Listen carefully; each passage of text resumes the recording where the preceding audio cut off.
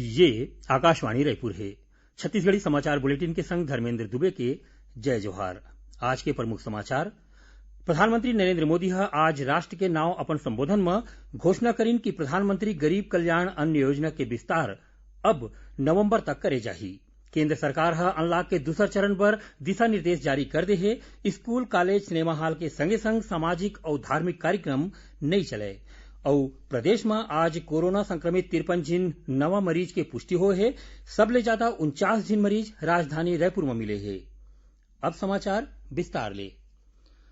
प्रधानमंत्री नरेंद्र मोदी आज घोषणा करे है कि प्रधानमंत्री गरीब कल्याण अन्न योजना के विस्तार अब नवंबर तक करे जाही। योजना में देश के 80 करोड़ ले ज्यादा गरीब परिवार मन के हर सदस्य ला अब अवैया 5 महीना के दौरान हरेक महीना 5 किलो गेहूं या चाउर मुफ्त में दे जाही। एकर अलावा हर महीना 1 किलो चना घलो मुफ्त में दे जाही।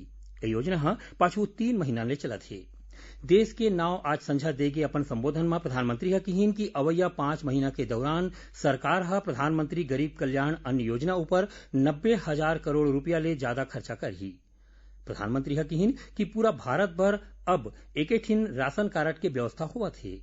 एक राष्ट्र एक राशन कार्ड के योजना के सबले ज्यादा फायदा ओ गरीब मन ला मिलही जौन मन रोजगार या दूसर कामकाज बर अपन गांव छोड़ के कहूं जाथे।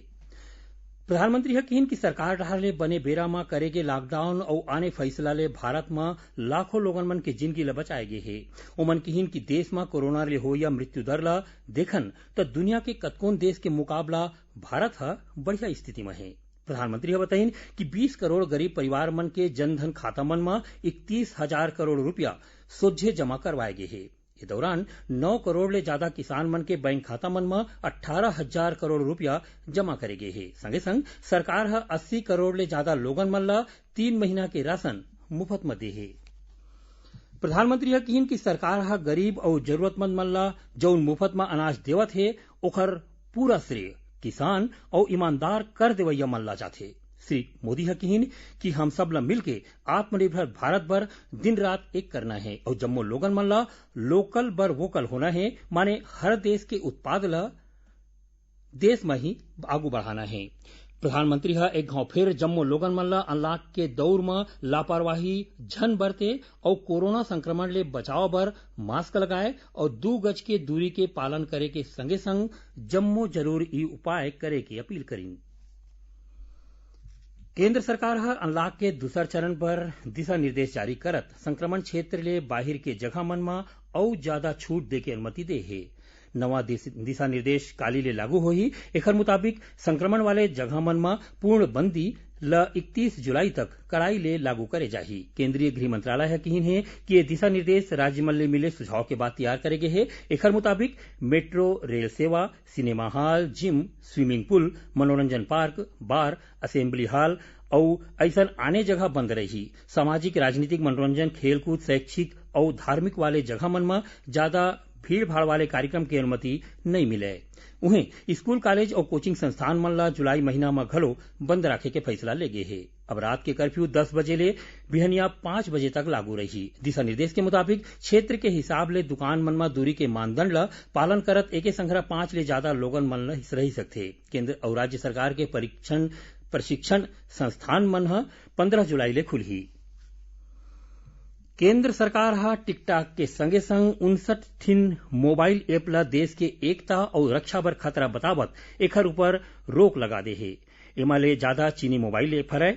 सरकार जौन ऐप ऊपर रोक लगाए है ओमा TikTok, share it, WeChat, MI video call के संगे संग आने ऐप शामिल है।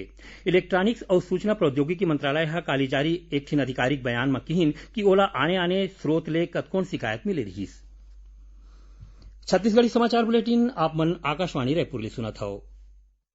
छत्तीसगढ़ के खबर ले है आपकी वास्ता और खबर के विश्वसनीयता ले है हमार वास्ता।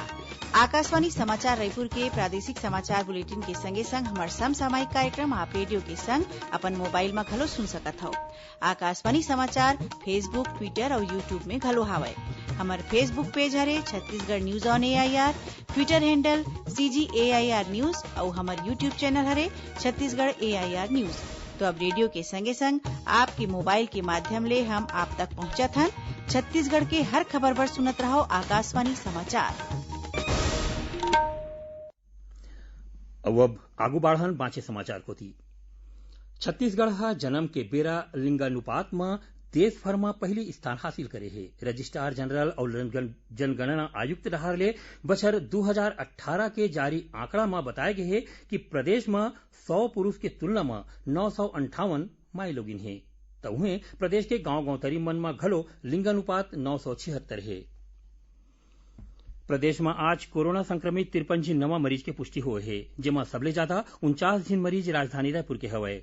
उहें दुर्ग, राजनांदगांव, बेमेतरा और बलौदाबाजार ले एक मरीज मिले है। राजधानी रायपुर में मिले 49 नवा मरीज में 19 झिन छात्र हरय, जौन मन हालेच में विदेश ले लौटे रहीन। उहें एम्स के डॉक्टर और स्वास्थ्य कर्मी मन में घलो कोरोना संक्रमण के पुष्टि हो है। एतिकाली दुर्ग जिला में 21 झिन कोरोना संक्रमित मरीज के पहचान करेगिस, जेमा सीमा सुरक्षा बल बीएसएफ के 9 झिन जवान शामिल है। ऐसने थाना नंदिनी अहिवारा में 1 झिन उप निरीक्षक और 2 झिन आरक्षक मल्ला कोरोना संक्रमण होए के बाद थाना ला सील कर दे गए है।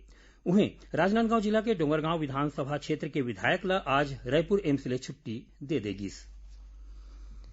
रेल प्रशासन डहार ले लॉकडाउन के दौरान आने जगह में फंसे प्रवासी मजूर, तीर्थयात्री, पर्यटक, छात्र और आने मनखे मन ला दूसर जगह ले जाए बर श्रमिक स्पेशल ट्रेन चलाए जाते। इस दौरान दक्षिण पूर्व मध्य रेलवे डहार ले IRCTC के माध्यम ले जम्मो गाड़ी मन में श्रमिक मन बर खाए पिए के व्यवस्था करे जाते। दक्षिण पूर्व मध्य रेलवे डहार ले पाछू 1 मई ले 24 जून तक 440 श्रमिक स्पेशल ट्रेन में करीबन 7 लाख खाए पिए के पैकेट बांटे गए हैं। देश के आने जगह ले छत्तीसगढ़ लौटे 4.5 लाख ले ज्यादा प्रवासी मजूर मन 14 दिन के क्वारंटाइन बेरा पूरा करके अपन घर पहुंच गए हैं। ये श्रमिक मन ला सुरक्षा के सेती 10 दिन तक होम क्वारंटाइन में रहे के निर्देश दे गए हैं। तो उन्हें 1,67,000 मजूर मन ला अभी घलो क्वारंटाइन सेंटर में रखे गए हैं। इस सेंटर ला चलाए में ग्राम, जनपद और जिला पंचायत के बड़का भूमिका है। पंचायत और ग्रामीण विकास मंत्री TS सिंहदेव गांव मन में क्वारंटाइन सेंटर बने ढंग ले चले एखर बर सरलग समीक्षा करत है। धमतरी जिला के गांव तेलिन सत्ती में रहैया 1 झिन मन के डहार ले काली राजधानी रायपुर के सिविल लाइन थाना क्षेत्र में करेगे आत्मदाह के प्रयास के दंडाधिकारी जांच होही। धमतरी कलेक्टर जांच भर अनुविभागीय दंडाधिकारी धमतरी ला जांच अधिकारी नियुक्त करे है। जांच भर 1 महीना के समय दे गे है। दक्षिण पूर्व मध्य रेलवे बिलासपुर रेल मंडल एक ठिन नवा कीर्तिमान बनाए है। मंडल डहार ले 3 ठिन लोडेड मालगाड़ी मन ला एके संघरा जोड़ के लचकुरा स्टेशन ले चक्रधरपुर स्टेशन तक चलाए गिस। 15,000 टन ले ज्यादा क्लिंकर ले लोड 174 डब्बा ला जोड़ के एक रैक में चलाए गिस। एखर पर सिर्फ 1 लोको पायलट, 1 झिन सहायक लोको पायलट और 1 झिन गार्ड के जरूरत पड़िस। राज्य सरकार उचित मूल्य के दुकान मन में जुलाई महीना भर माटी तेल के आवंटन जारी कर दे है। अब यह महीना सार्वजनिक वितरण प्रणाली के तहत जम्मो प्राथमिकता, अंत्योदय और अन्नपूर्णा राशन कार्ड धारक मन ला माटी तेल मिलही। खाद्य विभाग के अधिकारी मन बताइन कि नगरीय क्षेत्र के राशन कार्ड वाले मन ला ज्यादा ले ज्यादा 2 लीटर, तो गांव तरी के अनुसूचित क्षेत्र मन में 3 लीटर और गैर अनुसूचित क्षेत्र के राशन कार्ड रखैया मन ला ज्यादा ले ज्यादा 2 लीटर माटी तेल दे जाही। आखिर में प्रमुख समाचार एक घाव फेर। प्रधानमंत्री नरेंद्र मोदी आज राष्ट्र के नाव अपन संबोधन में घोषणा करें कि प्रधानमंत्री गरीब कल्याण अन्न योजना के विस्तार अब नवंबर तक करे जाही। केंद्र सरकार अनलॉक के दूसर चरण पर दिशा निर्देश जारी कर दे है। स्कूल, कॉलेज, सिनेमा हॉल के संगे संग सामाजिक और धार्मिक कार्यक्रम नहीं चले। और प्रदेश में आज कोरोना संक्रमित 53 झिन नवा मरीज के पुष्टि हो है। सबले ज्यादा 49 झिन मरीज राजधानी रायपुर में मिले है। एक संग छत्तीसगढ़ी समाचार बुलेटिन इहें सिरावत है। जय जोहार।